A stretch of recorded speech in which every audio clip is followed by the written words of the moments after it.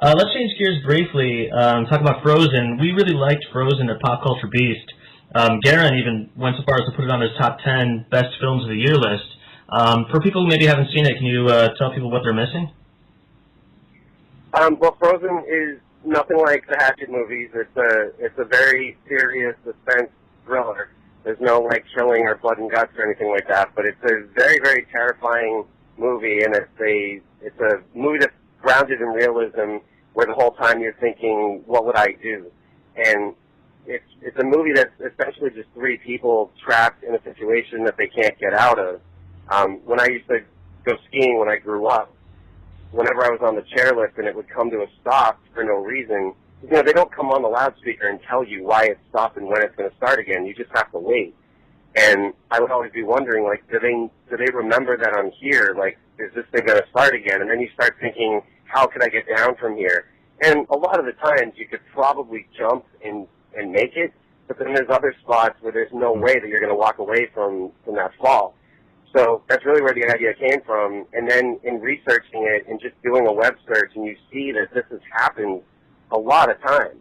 And of course with Frozen, it's like the perfect storm of events where, you know, everything just gets as bad as it possibly could get for them, which is, you know, the joy of a movie. Right. But it does hit people on a very real level, which has been really fun to watch, because I'm still, in some places, I can just go into the theater with, like, a hat on or whatever. Nobody knows who I am or that I'm sitting near them, but I'll purposely sit near a group of people and listen to how they react. And with Frozen, there were people that would be like, before it started, I can't believe we're seeing this, three people sitting in a chair, this is so stupid, I would just jump, I would just climb, blah, blah, blah. And then the movie starts, and you just watch them crumble and panic and freak out, and they're sweating, and they're just upset, and then they cry at some point.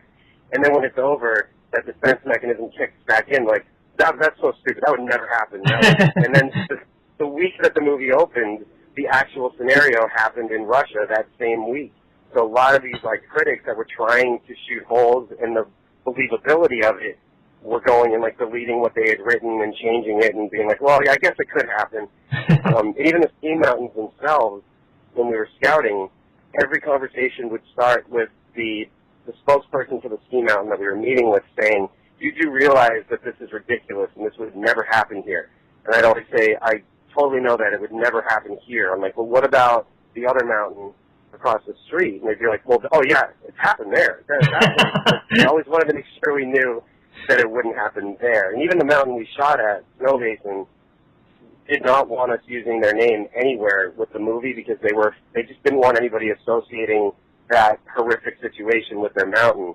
Then the movie got into Sundance and became like a real big hit, and then all of a sudden Snow Basin was coming forward being like, they shot it here! Yeah. That was funny.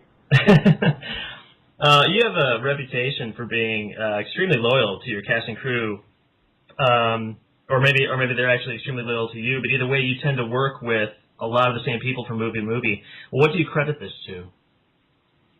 Well, I mean, my crew is really my family. I mean, I spend more time of the year with these people than I do with my sort of, you know, real life friends and family. So because of that, I've become very, very close and very good friends with a lot of these people, and they do extremely good work, and they really, really care about what we're doing.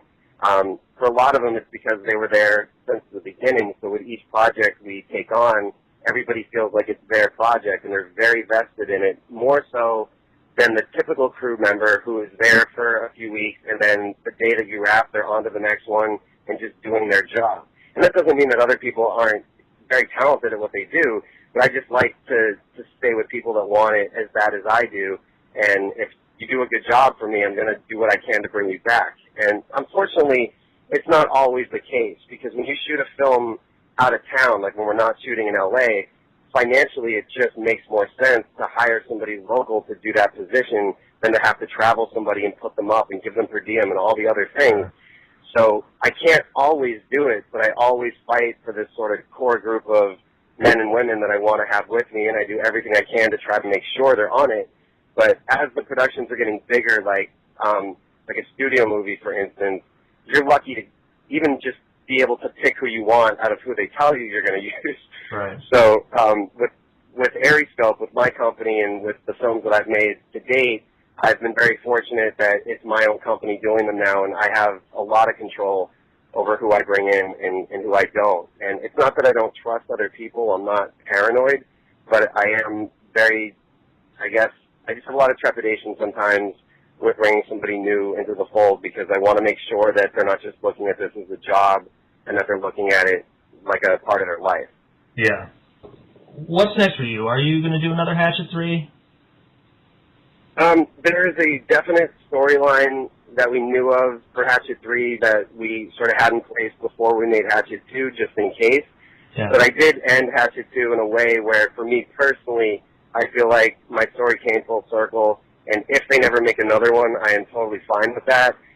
If they do make another one, which seems likely, the second one isn't even out on DVD yet, but just worldwide and on demand and everything, it's already looking like it's going to be just as successful as the first one. If they do make a third one, I'm all for it, and I most likely will not be back in the director's chair again, just because I feel like I've done my part. But I will still be producing it. I will handpick whoever is going to take my place, and I will totally be there with them to make sure that they do a really good job and hopefully make a movie that's even better than the other two.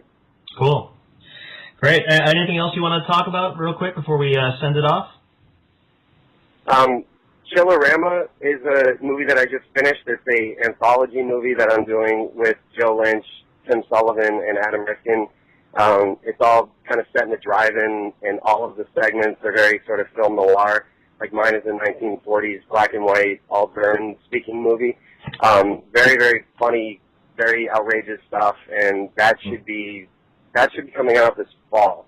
The tentative plan right now is to tour with it as an actual drive-in, and then release the movie on DVD. So we'll see sort of what the time frame is and how much of that actually ends up happening when I just said it's probably going to happen. Yeah. And then currently I'm working on Killer Pizza, which is a very, very big Ghostbusters-style movie that I'm writing right now, and Chris Columbus is producing it. So to be working with Chris and his crew of producers that he works with has just been very surreal and very, very inspiring, because he's definitely probably my biggest idol as a screenwriter, and to be able to sit down and get his input and hear what he has to say has been just immensely just wonderful.